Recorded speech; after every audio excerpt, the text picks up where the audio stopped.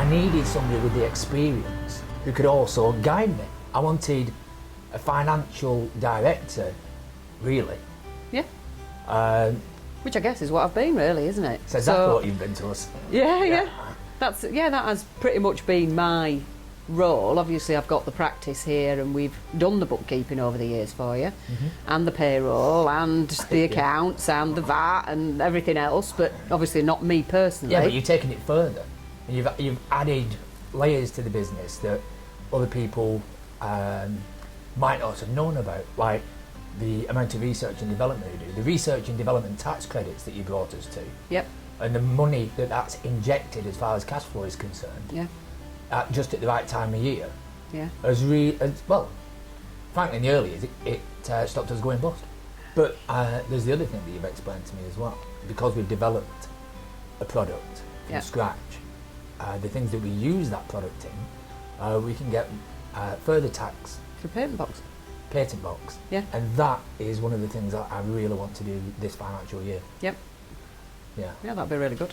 To finance our growth, because we moved from this 900 square feet place to a 7,000 square feet unit that I remember painting the floor of and standing in and going, we'll never fill this. That's the building that we expanded and then we're moving out of this week to get a bigger place. Yeah. And sorting out the leaks in the roof. But at the same time, we needed pieces of machinery to make us more efficient and cost effective. Yes. And so we bought a CNC machine. Yeah.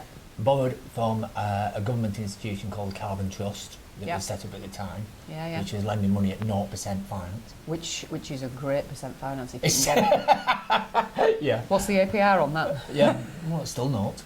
So we borrowed 35 grand off them and 24,000 off a company called Rosebud, which were a financial arm of the Lancashire County Council. Yeah, it was, Rosebud.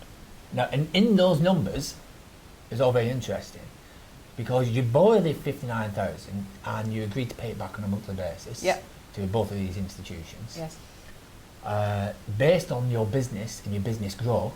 Yeah. So I needed your help putting all that together. And satisfying all the needs of their tick boxes that they obviously have to check. There are many tick boxes. Many tick boxes. So doing the projected cash flow, profit and loss and balance sheet, all joining up and a reasonable story behind it. So we had many an interesting debate about what were reasonable numbers and then what if scenarios around that to make sure that you knew without a shadow of a doubt that you could afford the repayments. Yeah, which is again going back to where our fixed overheads came. Yeah.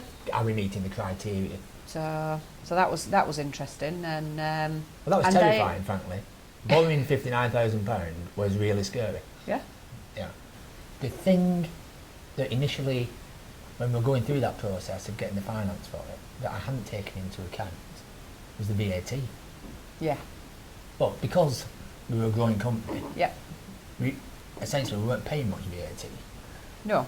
But to buy this machine, these government organisations don't fund the VAT. They don't fund the VAT. So we had to find an additional £11,800 cash. Which you didn't have?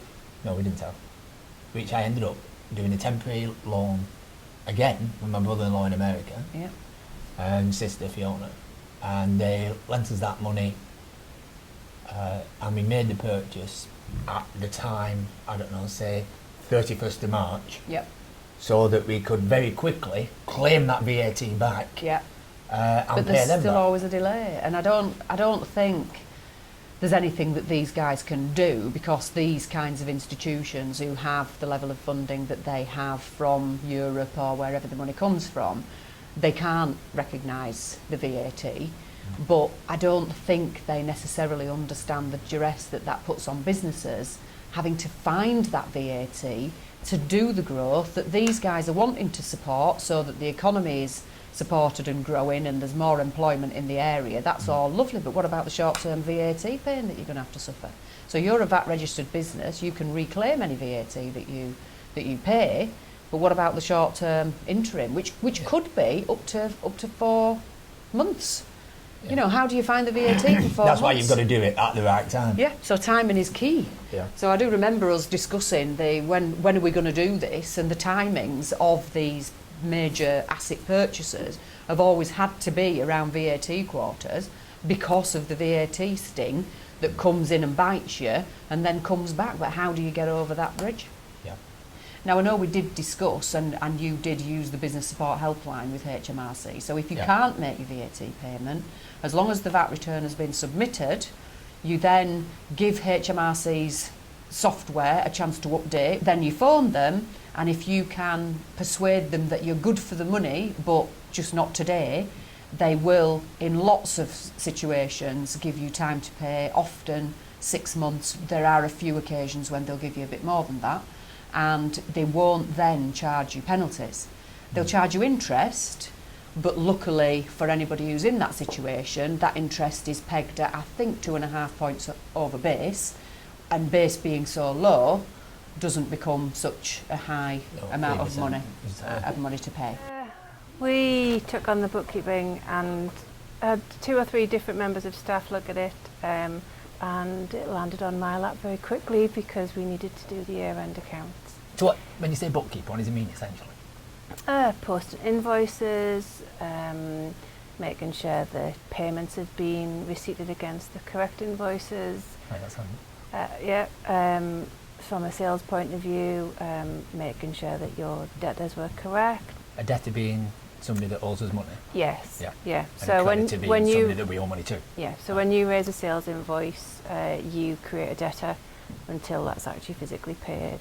So we got everything up to date and made sure that everything balanced, and so we look at the bank account and make sure that all the items on the bank are posted correctly so that we could do your accounts. What you always do, I think, is be completely professional. And I know when you're laying the law down about how you have to do things and do it in a certain way and do it by this time. It's nice and clear instructions that, you know, busy business people require. At least if you have the information, it's your choice not to listen then. And that's what you make it clear about as well. Yeah. Yeah.